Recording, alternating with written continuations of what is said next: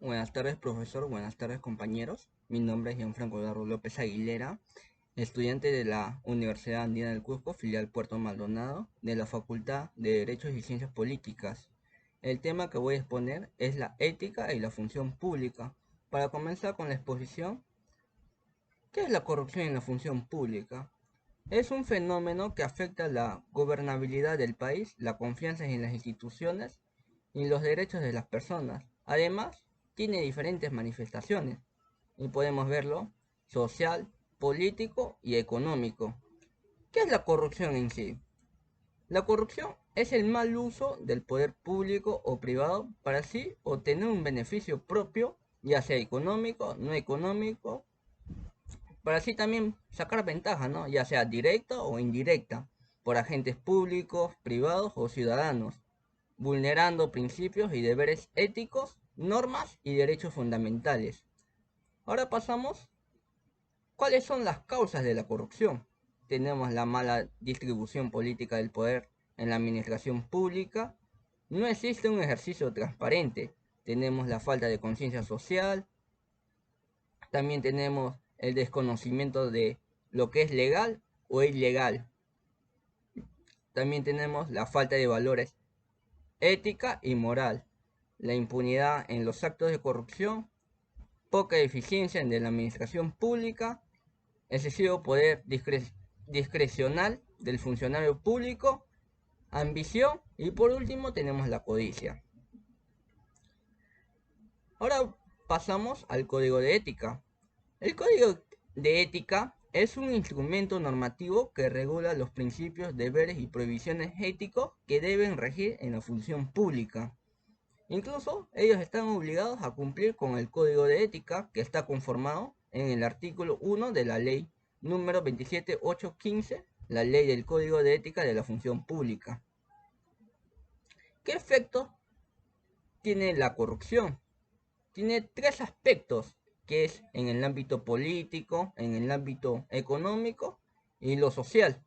En el ámbito político, perjudica el funcionamiento de las instituciones públicas, afecta la eficacia y la eficiencia en las instituciones públicas y por último afecta la democracia y la gobernabilidad de los pueblos. Ahora pasamos en lo económico. Inestabilidad política de los estados y genera menos inversionistas. Y por último tenemos lo social, que genera pobreza, genera pérdida de credibilidad en las instituciones públicas, incluso incremento de la delincuencia por pérdida de oportunidades.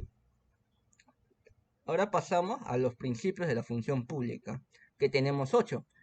El respeto, probidad, eficiencia, idoneidad, veracidad, lealtad y obediencia, justicia y equidad. Y por último tenemos la lealtad al Estado de Derecho. El respeto es una conducta que respeta la Constitución y las leyes, para así garantizar que en todas las fases del proceso de toma de decisiones o en cumplimiento de los procedimientos administrativos se respeten los derechos a la defensa y al debido procedimiento. Probidad actúa con rectitud, honradez y honestidad para así satisfacer el interés general. Tenemos eficiencia, que brinda la calidad en cada una de las funciones a su cargo, procurando obtener una capacitación sólida y permanente. Idoneidad es entendida como actitud técnica, legal y moral. Es condición esencial para el acceso y ejercicio de la función pública. Tenemos la veracidad. Se expresa con autenticidad en las relaciones funcionales con todos los miembros de su institución y con la ciudadanía. Tenemos la lealtad y obediencia. Actúa con fieldad y solidaridad hacia todos los miembros de su institución, cumpliendo las órdenes que le imparta el superior jerárquico competente. Tenemos la justicia y equidad. Tiene permanente disposición para el cumplimiento de sus funciones, otorgando a cada uno lo que le es debido, ¿no? Actuando con equidad en sus relaciones con el Estado. Tenemos por último, la lealtad al Estado de Derecho. Los funcionarios de confianza deben lealtad a la Constitución y al Estado de Derecho. Ahora pasamos a los deberes de la función pública. Tenemos 6, que es la neutralidad, transparencia, discreción, ejercicio adecuado del cargo, uso adecuado de los bienes del Estado y por último tenemos la responsabilidad. En la neutralidad deben actuar con absoluta imparcialidad política, económica o de cualquier otra índole en el desempeño de sus funciones. En la transparencia debe ejecutar los actos de servicio de manera transparente. Por eso implica que dichos actos tienen en principio carácter público para así el conocimiento de toda persona natural o jurídica. La discreción debe guardar reserva respecto de hechos o informaciones de los que tenga conocimientos con motivo o en ocasión del ejercicio de sus funciones. Ejercicio adecuado del cargo. Motivo o en ocasión del ejercicio de funciones, el funcionario no debe adoptar ningún tipo o ejercer coacción alguna contra otros servidores públicos u otras personas. Tenemos el uso adecuado de los bienes del Estado. Debe proteger y conservar los bienes del Estado, debiendo utilizarlos que les fueran asignados para el desempeño de sus funciones de manera racional, para así evitar abusos. Y por último tenemos la responsabilidad. Todo servidor público debe desarrollar sus funciones con calidad y en forma integral, asumiendo con pleno respeto su función pública. Ahora entramos a las prohibiciones reguladas en el Código de Ética. Tenemos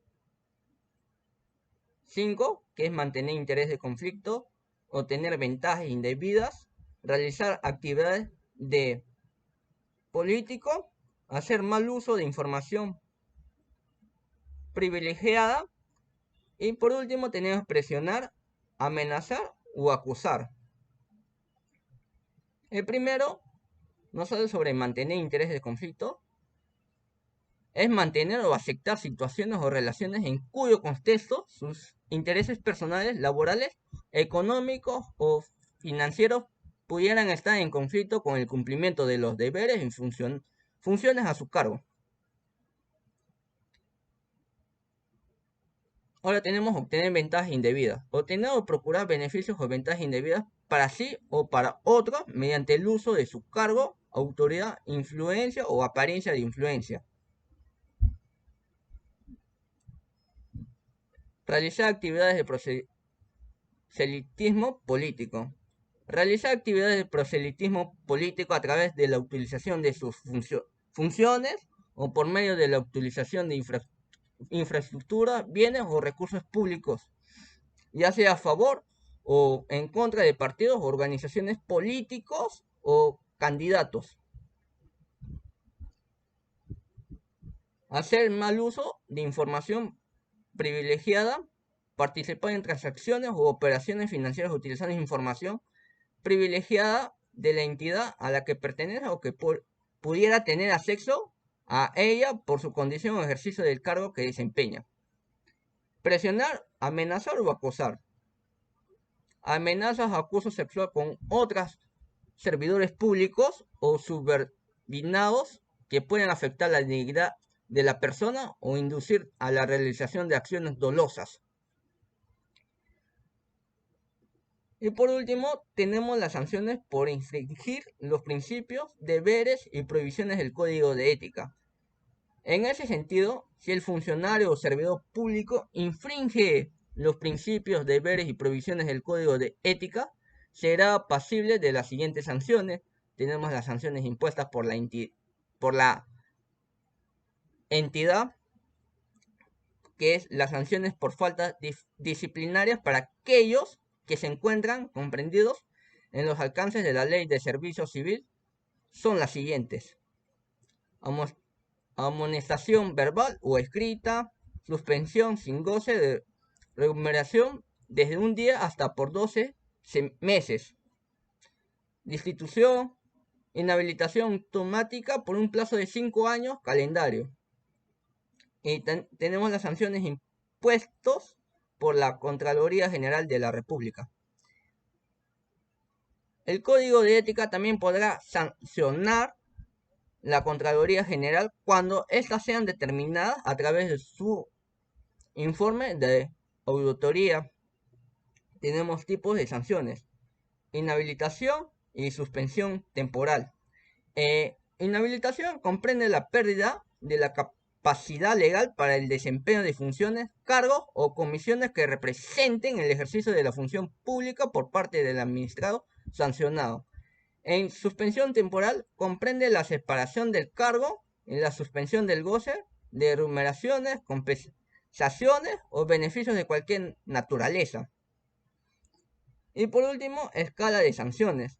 Los funcionarios y servidores públicos que incurran en responsabilidad administrativa funcional serán sancionados de acuerdo a la siguiente escala.